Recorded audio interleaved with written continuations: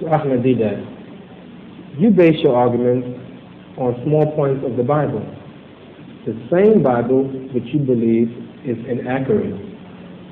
To me, this is a contradiction. Why do you do this? I do respect your religion, but this is a problem I can't understand.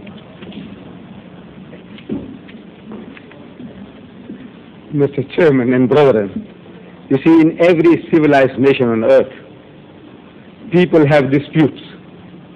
And when these disputes go to court, the plaintiff, the complainant, he goes into the box, into the witness box, and he testifies. He puts forth his claim. And the opposing advocate, attorney, he cross-examines the witness. When he's cross-examining the witness on the evidence that he has given, and on that evidence, if he can prove to the judge's satisfaction that the man is lying, if he feels satisfied that he has convinced the judge in his cross-examination that the witness was a liar, what he does is he closes the case and he asks for absolution with cost, and he will get it. And this is normal practice in everyday affair.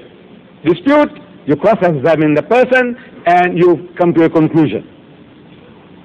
Now the Holy Quran tells us to do the same.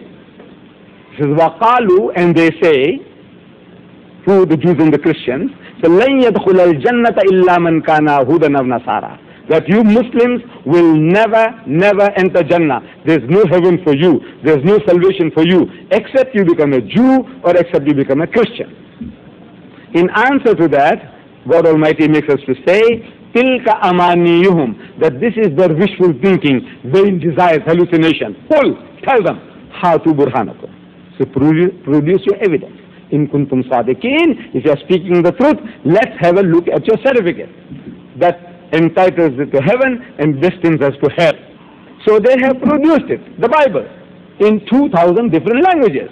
And he's saying, my Bible says this, my Bible says that. So we have to cross-examine the Bible, your witnesses. And we are proving from the mouth of your witnesses that the thing that you are alleging, what you are saying, you are claiming is not there. You see? Now you say, what about the other things which are true? I said, look, that is not at stake. If the Bible says that God is one, he said, we agree with you.